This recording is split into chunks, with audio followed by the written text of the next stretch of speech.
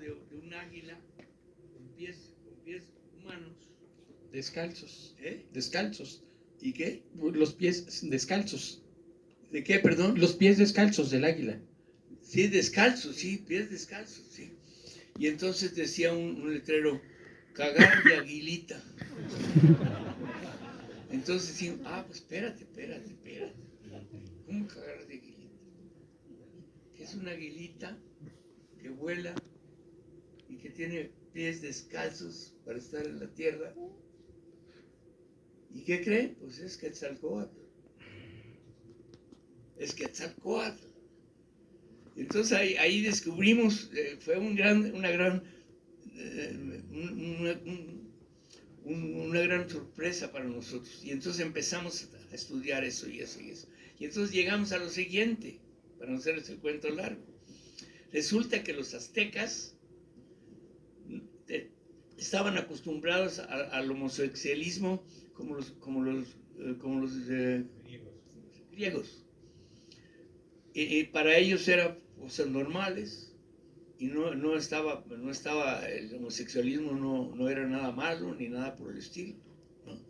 Pero cuando llegaron los españoles, inmediatamente los padres españoles, los sacerdotes, la religión y esa cosa terrible de la conquista, ¿no? Que se trataba precisamente de cambiarle la religión.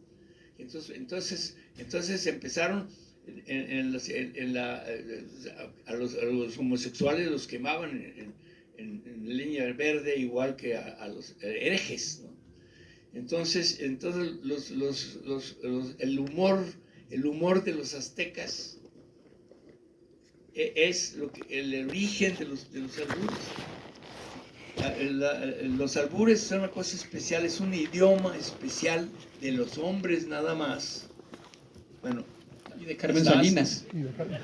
Pero no, de los hombres no, lo digo de los hombres porque además los hombres tenían prohibido enseñarles los albures a las mujeres, porque además de que es totalmente homosexual, los albures son más sexuales, me haces, te hago, me vibras, me haces, todo es totalmente homosexual.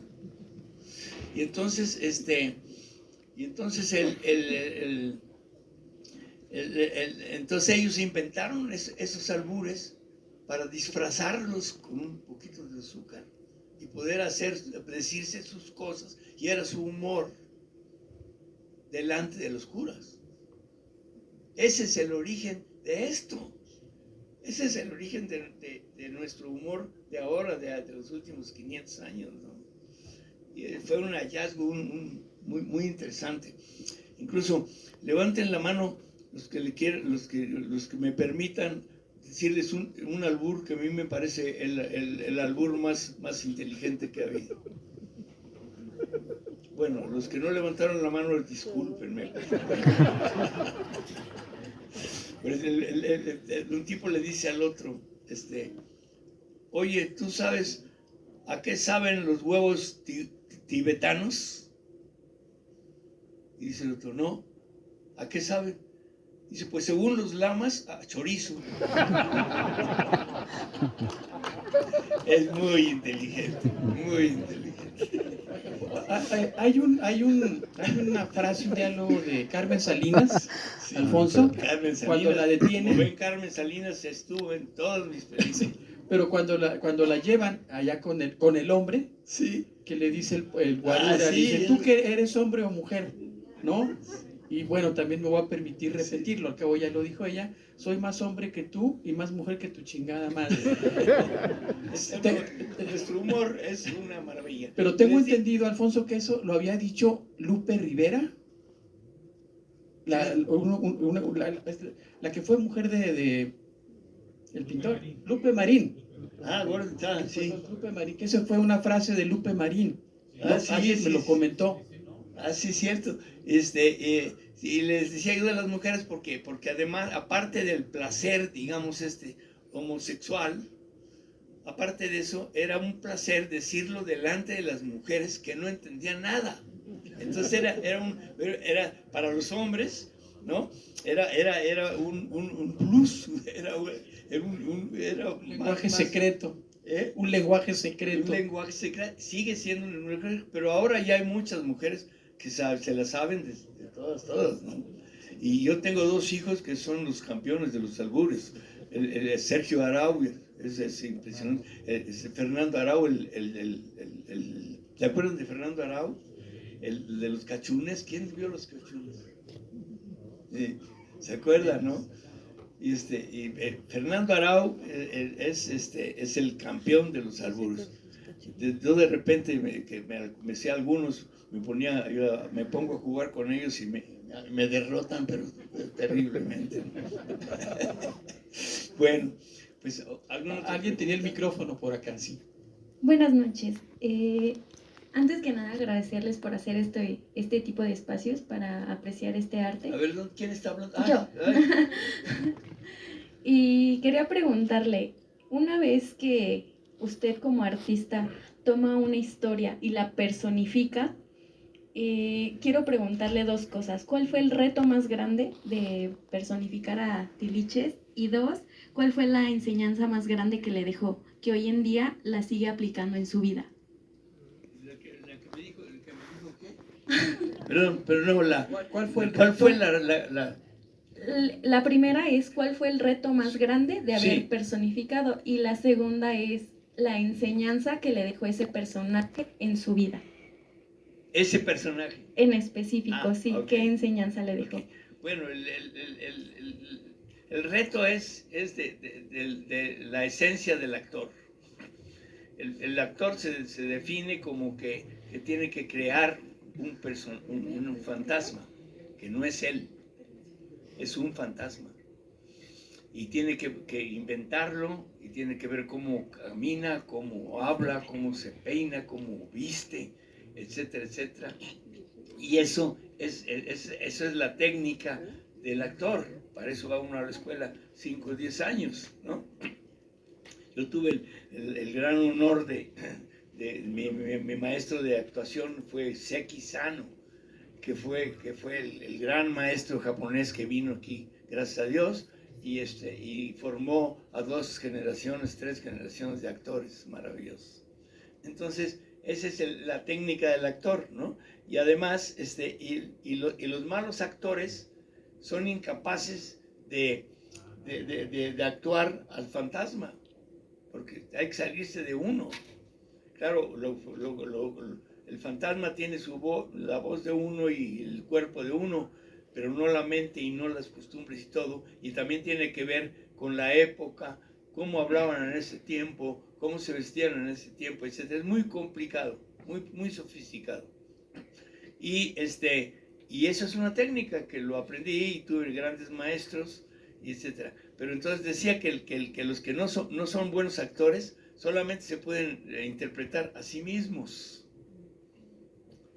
Entonces, yo como director, yo sé qué actores puedo confiar en ellos, en que van a crear nuevos fantasmas, y cuáles nada más no son ellos mismos, y se vuelven buenos actores en esos papeles, ¿no? Que eso es lo que son en Hollywood. En Hollywood hay 2 tipos de actores: los que van al teatro, los que estudian, los que todo, y que son grandes talentos, como Meryl Streep, por ejemplo, y hay los estrellas, que nada más son preciosos, o son muy bonitos, tienen mucho carisma, etc. Son los 2 tipos de actores que hay. Ahora, ¿qué me dejó en enseñanza de este actor? Pues me enseñó que pude vivir todo esto que les estoy diciendo, ¿no? Es decir, todo lo que aprendí sobre nuestro humor, nuestro sentido del humor, me tuve la oportunidad de vivirlo. Yo descubrí a Lin May. Y entonces en ese momento, en ese tiempo, ya vieron que era una belleza impresionante. La pobrecita se hizo muchas operaciones después y se echó a perder, pero era la mujer más bella de México en ese momento, ¿no? Una chinita. Y todo eso a mí me enseñó, me dio la oportunidad de vivir esa vida, de vivirla y ser yo uno de esos mexicanos, ¿no? Eso es lo que me dijo. Gracias. Acá de este lado, Alfonso. Alfonso, buenas noches, qué gusto conocerlo, de verdad es un privilegio. Muchas gracias. Bueno, excelente el enfoque que da usted, y de lo que ha tornado la plática acerca de la cuestión política, que es moderna todavía, que se sigue manifestando. Pero yo quisiera preguntarle a usted precisamente eso, lo que acaba de decir como actor, la disciplina, el aprender, lo que acabo de ver es de un actor, de un primer actor, de los que ya no existen, de un artista, de los que ya no hay. Muchos ahora se hacen decir artistas, ahora los actores y las actrices a ellos mismos se dicen yo soy artista, cuando bueno, la realidad es otra, ¿no? Sí, se llama un artista diésel. Ah, ok. Porque dice él que es artista. Exacto. No, pero ahí vimos otra cosa diferente, ¿no? Sí, muchas gracias. ¿Cómo les creemos? Le creí yo absolutamente todo lo que hizo ahí. El fantasma que usted dice que tuvo que crear, ahí lo vi perfecto. ¿Cuál es la disciplina entonces para no perder ese piso, para llegar hasta esta época, hasta el 2024, entero, bien, lúcido, consciente de lo que ha hecho, pero no perder ese piso? Y sobre todo, que cada trabajo es mejor al otro o igual, pero con la misma calidad, de la misma consistencia. Siempre mejor. Yo siempre mejor, exactamente. Experiencia. Va a ser experiencia, pero ¿qué es entonces? ¿Cuál es esa disciplina? ¿Qué es lo que tiene usted en mente siempre para no perder el piso y para crear? Sí, muy bonita pregunta. Gracias. Bueno, primero, se dice que el artista nace y se hace. Cuando yo le pregunté a Juan de la Cabada, que escribió ¿saben quién es, verdad? Juan de la Cabada. Un gran político y gran humorista y gran filósofo, que nos ayudó a hacer el script de Calzón sin Inspector. Y para mí un genio. Y yo le dije un día, Juanito, ¿cómo le hace uno para ser genio? Y él me contestó, muy fácil, trabajando. Eso es todo, ¿no? Ahora, la disciplina. La disciplina, esa la aprendí del ballet. 14 horas diarias de los ensayos. Como ven, yo no tenía una gota de grasa.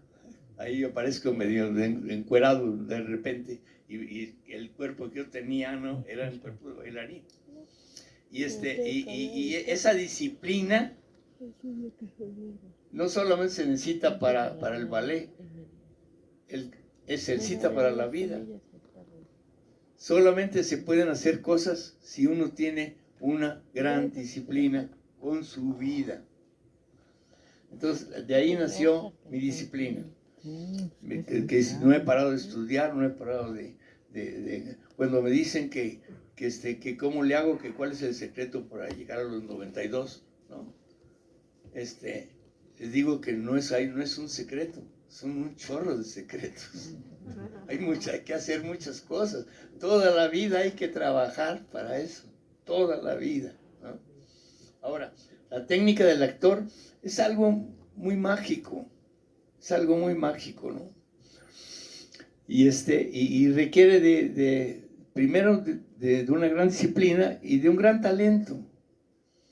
Porque si no se puede, y si yo no soy ese para nada, pero sí soy. Lo construí con mi cuerpo y con mi voz, ¿no?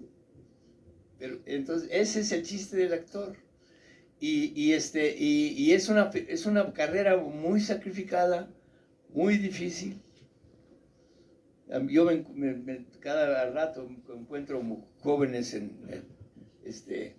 que sus papás me presentan, le dicen, mira, él es un cineasta y es un actor, le dicen a su hijo, y me dice, y él quiere ser artista, todos quieren ser artistas. Ahorita, ahora con la televisión y todo eso, como sale cualquiera, todos quieren ser artistas, todos los jóvenes quieren ser artistas. Y entonces les digo, quiero ser artista. Le digo, pues te felicito, ser artista es muy bonito. Y entonces les pregunto, ¿y de qué vas a vivir? Entonces no me entienden, a esa edad no me entienden lo que le quiero decir, pero los papás sí me entienden, ¿no? Es decir, es terrible. Es decir, yo tuve muchísima suerte, es otra cosa, ¿no? Hay que tener suerte. Y tuve mucha suerte porque toda la primera etapa de mi vida, hasta los 50, pues yo sufrí mucho aquí en México. Yo inventé una frase que los muchos cineastas repiten. ¿Cómo dice? Dice, le digo que los cineastas mexicanos no hacemos películas, hacemos milagros. Porque no sabemos, yo no sé cómo le hacía yo para poder financiar las películas, y no había quien financiara, no había ni escuela de cine. Yo estudié en el UNAM, pero con un maestro especial, que fue el japonés después, ¿no? En esos 5 años.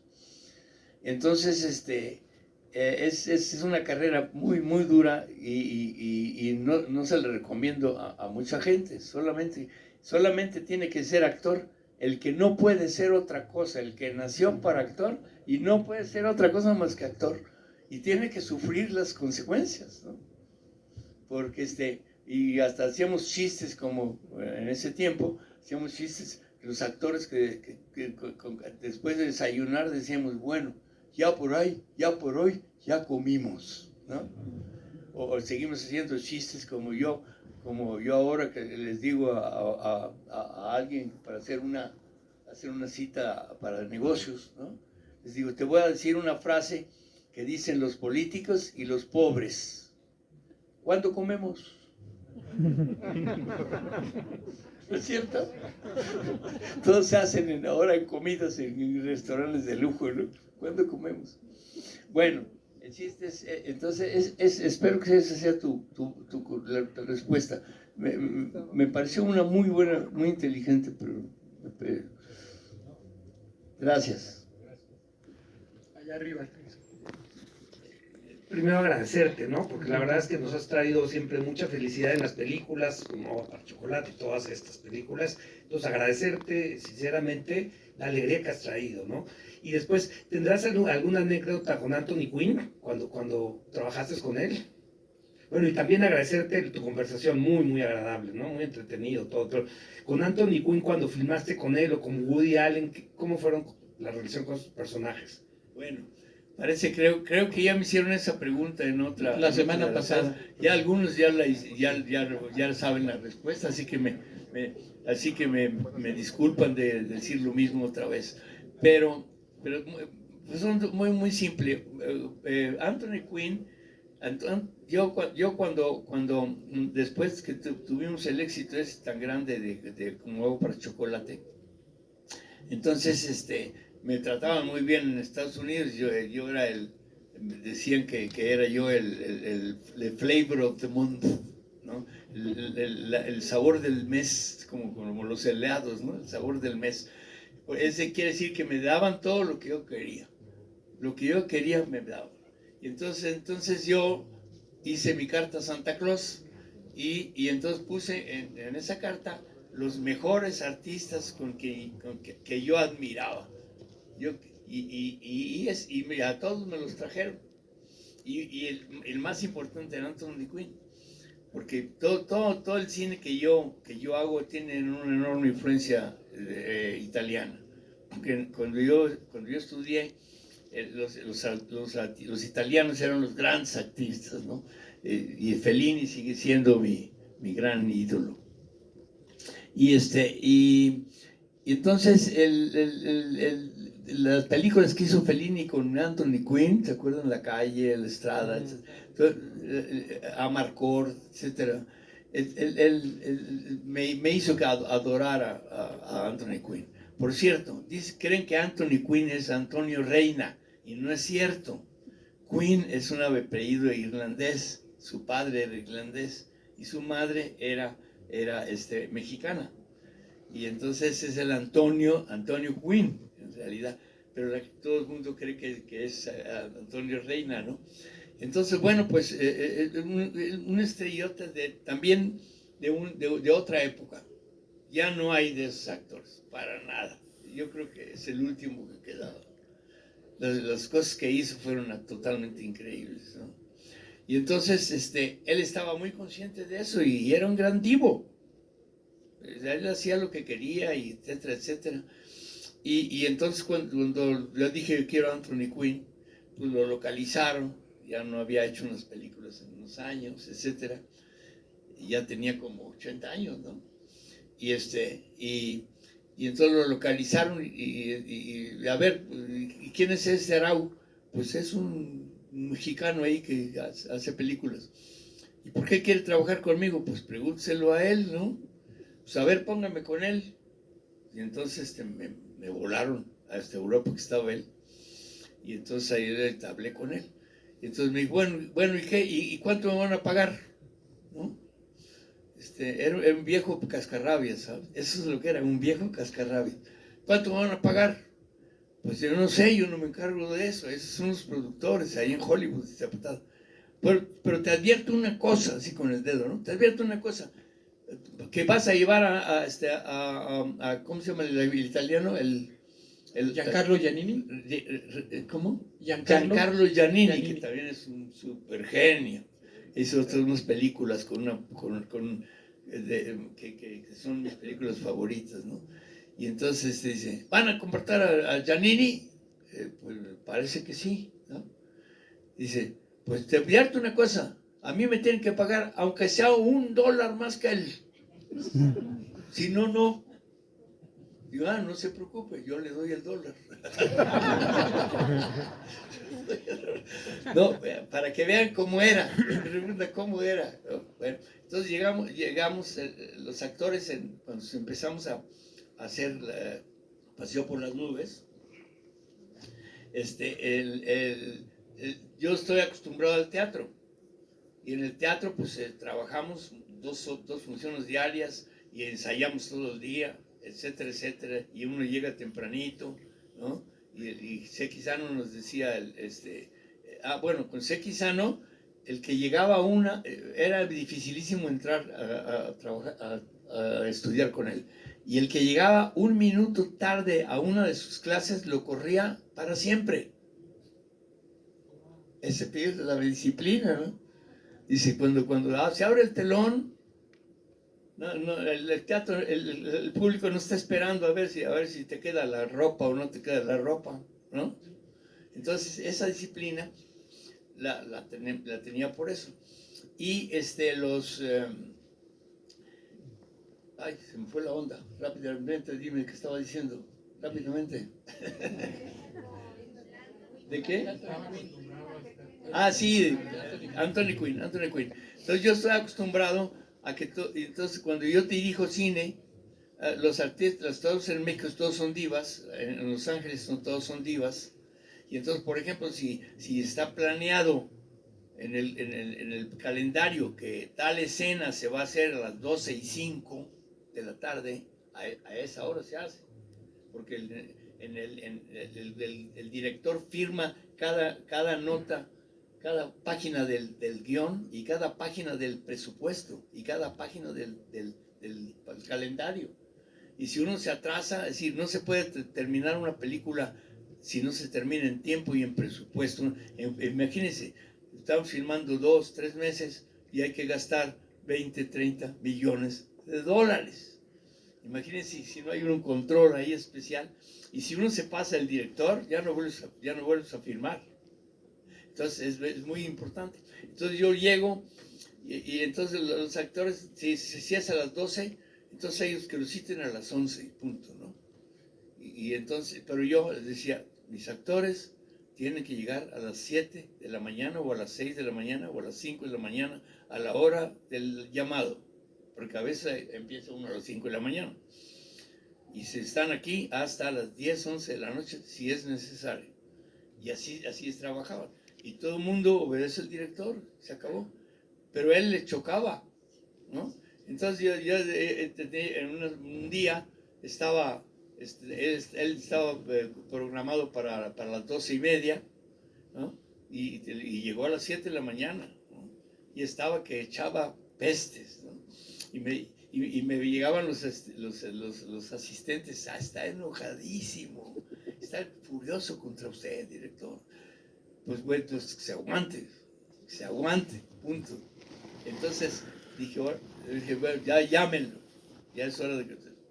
Entonces viene y dije, me esperaba yo que me insultara y que se me peleara conmigo y todo, y me decía, buenos días, señor director, y de lo más amable y de lo más profesional.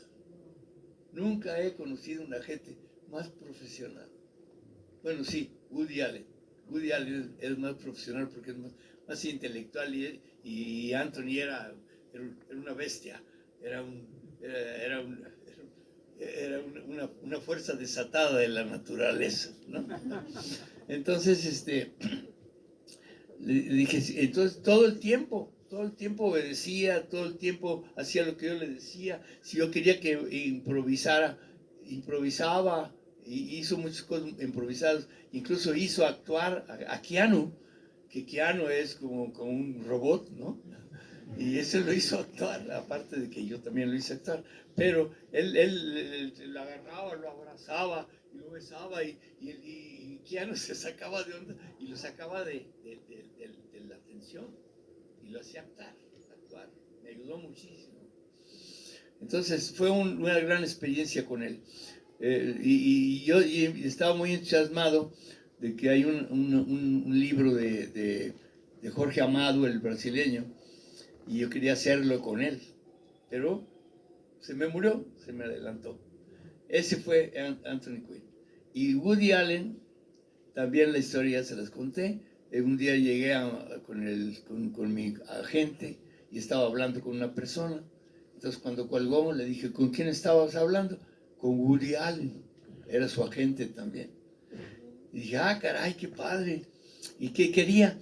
Dice, no, pues está ya muy tenso, este año está muy tenso, dice que ya está harto de dirigirse él solo, que quiere encontrar un director que lo dirija. Nunca nadie lo ha dirigido más que yo, aparte de él. Entonces, él dijo eso, sí dijo eso. Pues yo tengo un libreto, mándaselo. Total, el no, ya lo tengo.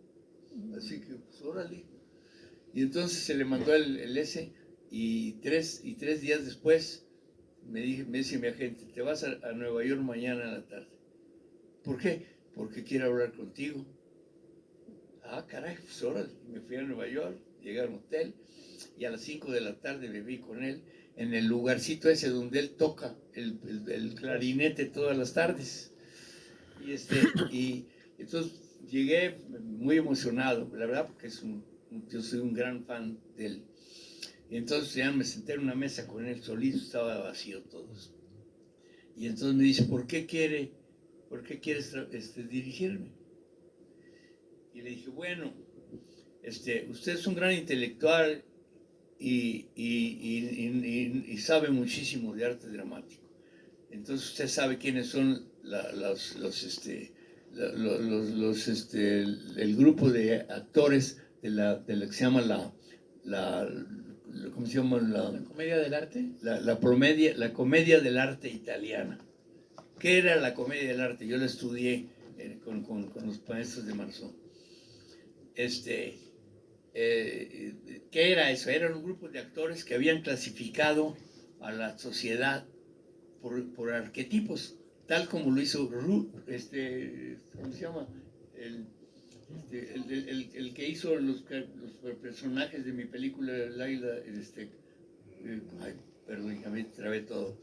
El que hizo el guión con nosotros en Héctor Inspector. Héctor, Juan de la Cabada. No, el caricaturista. Héctor, ¿no? Ríos.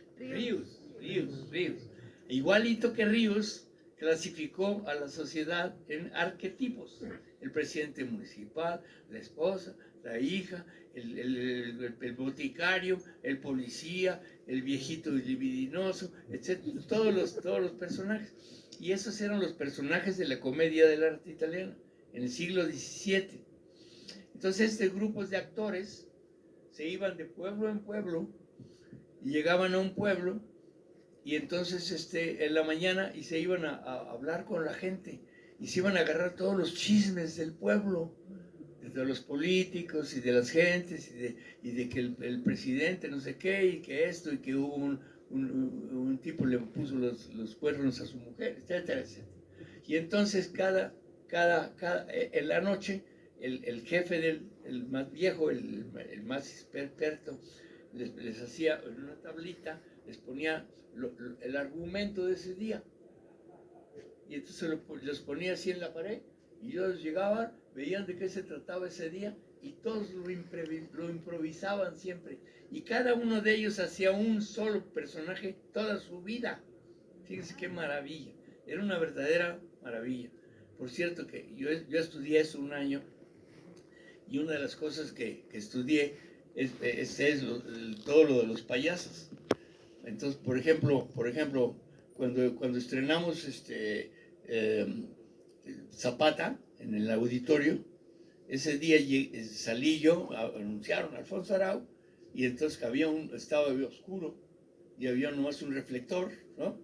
Y entonces yo salgo así muy bien y había un escalón ya tanto así, hice así y pácatelas, me caí delante de 5,000 personas, todo el mundo metió un grito y entonces caí y entonces nomás me volteé y me paré y me senté y no pasó nada. ¿Y saben por qué? Porque yo un año aprendí las caídas de los payasos. Ya ven que los payasos siempre se pegan, ¡pam! Se pegan, hacen ruido acá abajo y nomás se hacen así y se caen. Y ya saben lo que es caerse. Cuando alguien se cae sin saber caerse, se rompe ya saben lo que se rompe todo, ¿no? Entonces yo me he caído esa vez y una otra vez también en la calle y no me pasó absolutamente nada porque yo sé cómo caerme, ¿no? Y lo aprendí ahí con la comedia del arte. Entonces le dije ¿cómo se llama? A Woody Allen.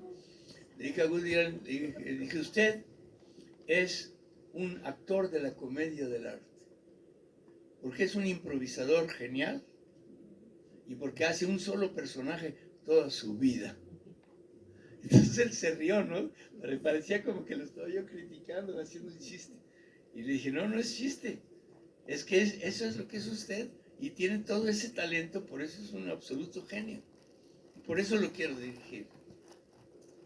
Pues muchas gracias. Total, nos despedimos, me fui al hotel y al llegar al hotel sonó el teléfono, era mi agente. Me dice, tú vas a ser el director. Uf. Y entonces ya me regresé a Los Ángeles y le dije, bueno, en la hora del contrato y todo eso, dile que le pongo una condición. Me dice, ¿qué? Encima de todo le vas a poner una condición. ¿Estás loco, no? Dije, no estoy loco. Es que Woody Allen nació en Nueva York y todas sus películas las hace en Nueva York y no sale de Nueva York para ninguna película. Le dije, yo quiero hacer, esta es película mexicana, que era de mexicanos. Y entonces, es película de mexicanos, tiene que ser en Los Ángeles a fuerza. Pues aceptó. Es la excepción, hizo la excepción y se vino a dirigir conmigo. Y igual, él llegaba a las 7 de la mañana, nunca hizo ninguna protesta. Y entonces tenía su trailer, los trailers, y vino con un amigo de la infancia, de su edad, y se la pasaba con él todo el tiempo y platicando cuando no estaba actuando, porque el actor, por eso a mí me gusta mucho más ser actor que director, porque está uno de flojo todo el tiempo. El director trabaja mucho. Entonces, a veces se encerraba en su tráiler y se oía practicando su clarinete, ¿no? Y cuando yo le decía, Woody, por favor, en esta escena, después de las líneas, que sabía las líneas al centavo y todas esas cosas, improvísalo. Y entonces se ponía a improvisar y yo estaba a perder el sonido porque no podía contener la risa, ¿no? De veras, es un tipo fantástico. Estaba con una bronca, ya saben, que se casó con una chinita jovencita y que le hicieron un escándalo y todo. Y no lo quieren en Hollywood. no lo quieren por eso. Y me enteré de la realidad, no es cierto que era hija de eso. Se la conoció varios años después de que se habían divorciado. Entonces nada más le armaron un escándalo y lo fastidiaron para siempre. Pero sin embargo, pues no ha pasado nada porque todo el mundo sabe que la verdad. Y conocí a la chinita y tenían un bebé y hubo una comida y él un caballero perfecto. Y la chinita, una señorita muy, muy linda. Entonces, pues también fue otra de las grandes experiencias que tuve en mi carrera. Muchas gracias por la pregunta. Gracias a ti. ¿Alguna otra pregunta antes de concluir? Bueno, primero que nada, muchísimas gracias. Perdón ya por lo tarde. Y yo realmente tenía preguntas muy puntuales a partir de esta película y que son relevantes porque para mí, además de contarnos la historia del Tívoli, nos está contando la historia de una ciudad, de un momento. Y siempre me ha quedado la duda de las locaciones. ¿Dónde fue? ¿Quién tomó la decisión? Porque la película se rodó en 74 y pues las demoliciones se hicieron pues una década antes, ¿no? Entonces, el hecho de haber hecho grabado una filmación de nuevas demoliciones, todo sí me deja la duda de dónde estaba ocurriendo, porque las demoliciones son auténticas, ¿no?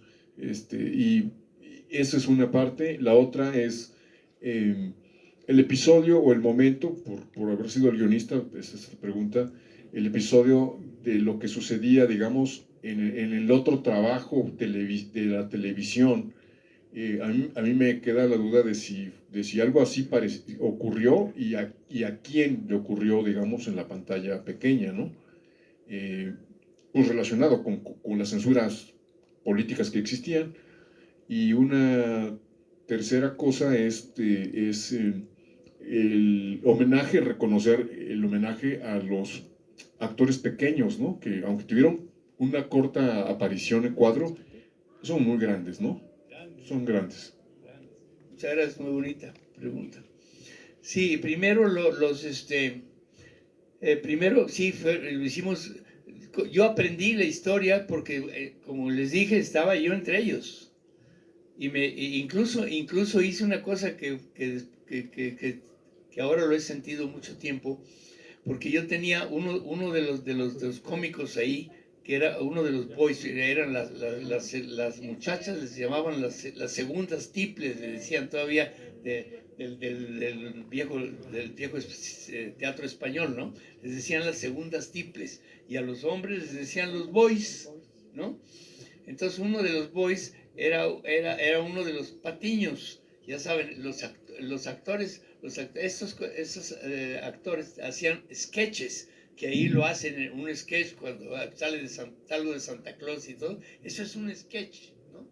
Y los sketches eran unas verdaderas maravillas. Y entonces este boy yo lo contraté y para que me contara todos los sketches, porque todos sabían los mismos sketches y decían las mismas palabras exactas, porque un sketch, un chiste es una cosa muy precisa. Un chiste, si no se dice con las palabras exactas con que yo les conté el albur, si yo cambio una palabra de ese albur, no tiene el menor chiste, ¿no? Entonces la comedia por eso es tan difícil. Y entonces todos esos aprendían y existían. El y había uno que se llamaba, lo conocí desde que era violincito, y entonces el del violincito, y tenían sus nombres y todo, y este tipo lo citaba yo una vez a la semana, y yo apunté en un papel, en un libro, todos los sketches. Y en un viaje lo perdí. Imagínense ustedes. Era una verdadera joya, cara. Eso fue horrible. Y entonces entre ellos me contaron la historia del Tívoli. Y entonces yo todavía me tocó el último última parte de Uruchurtu, yo todavía lo conocí a Uruchurtu y al tipo y al jefe de la policía. Y entonces ellos me contaron de todo. Entonces después, ya al hacer el guión, pues para hacer un guión hay que hacer una investigación de todo.